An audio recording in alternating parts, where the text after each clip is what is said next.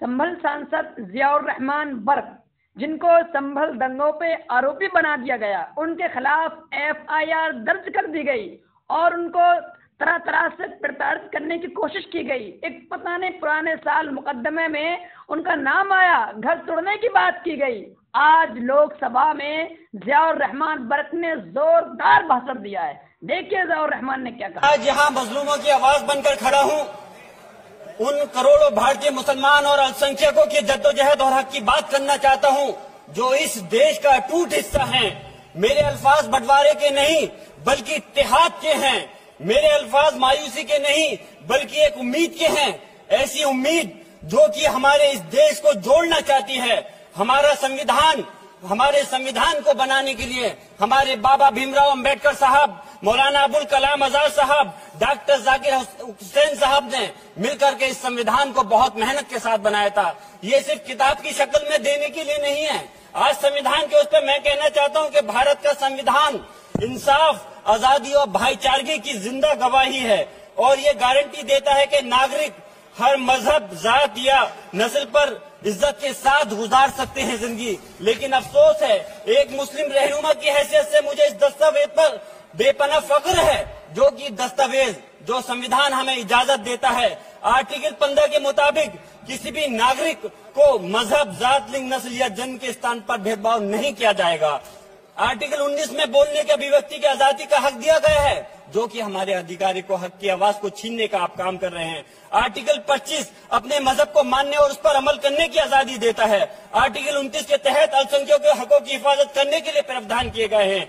लेकिन आप तो हमारे हकों की छीनना चाहते हैं। माननीय सभापति जी, मैं आपके माध्यम से कहना चाहता हूं कि आर्टिकल 30 के अंदर अपने तालीमी इदारों को कायम करने और उनके चलाने का हक है, लेकिन हमारे साथ ज्यादती हो रही है। ये संविधान को अगर आप कमजोर करेंगे तो याद रखना ये देश कमजोर होगा, हमारा मुल्क कमजोर होगा। जो संविधान के प्रति वफादार नहीं हो सकते वो हमारे मुल्क के प्रति वफादार नहीं हो सकते। मैं उस संभल की सरजमी से आता हूँ जहाँ पर 15 दिन पहले एक संविधान को कमजोर करने का काम किया गया। वहाँ पे जिस प्रकार से 5 मजलूमों की जान ले ली गई, जिस तरह से 30 से ज्यादा लोगों को गोली मारकर घायल कर दिया गया और 27 से 50 से ज्यादा लोगों के खिलाफ मुकदमा दर्ज किया गया।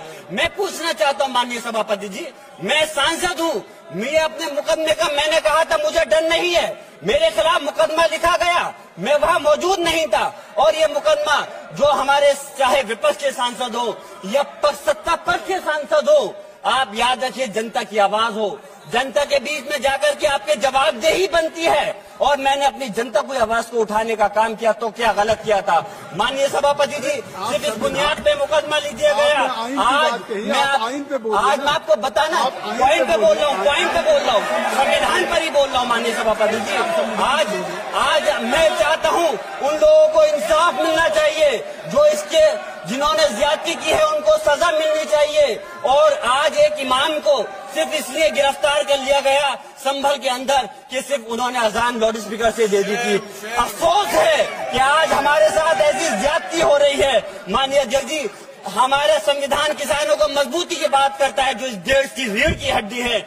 130 किसान जो 10 दिन से ज्यादा समय से जेल में बंद हैं, आप किसानों को हक नहीं दे पा रहे तो किसको हक देने का काम करोगे। मैं अफसोस करता हूँ आज पूरे प्रदेश और मुल्क के अंदर जिस तरह से हमारे लोगों की हिफाजत नहीं की जा रही। एक मॉब लिंचिंग सिर्फ धन के नाम पर, अगर कोई मुस्लिम है, ओबीसी है या पिछड़ा समाज का, एससी समाज का है तो नाम पूछ करके उसकी हत्या कर दी जाती है।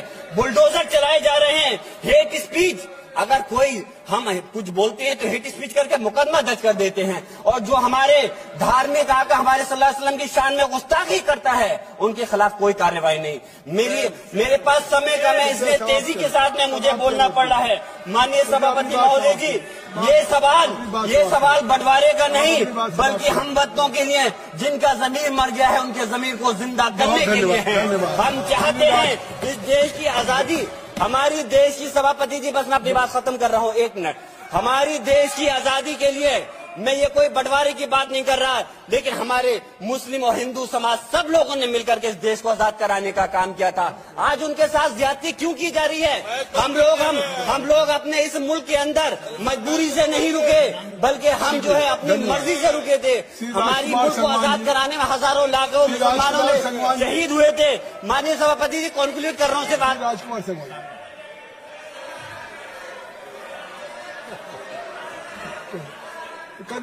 आप कंक्लूड करें ना, आप कंक्लूड कर लें। शुक्रिया माननीय सभापति जी। मैं एक मुस्लिम और अल्पसंख्यक रहनुमा के तौर पर मैं अपनी बिरादरी के लिए खास हक के मुताबिक नहीं करता। मैं सिर्फ ये चाहता हूँ कि आईना के बाद संविधान के मुताबिक हर नागरिक के लिए जो वादा किया गया उसे पूरा हो, हुकूमत से कमजोर की हिफाजत को यकीनी बनाए और नफरत फैलाने वालों को सजा दे। और मैं अपनी बात इस शेर के साथ खत्म करना चाहता हूँ, जो कि हबीब जालिब का शेर है।